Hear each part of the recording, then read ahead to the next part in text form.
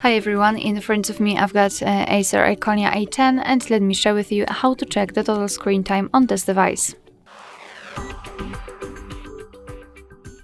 So let's start with opening the settings, and here in this left section scroll down and find digital well-being and parental controls. And here we've got the graph which will show us for how long we've been using this device today. As you can see, in my case it was 5 minutes. And most of the time I've spent on the settings. So basically we've got two different options to check some further details. You can tap inside the graph and it will transfer you to the dashboard where you can compare the screen time in specific days of the week.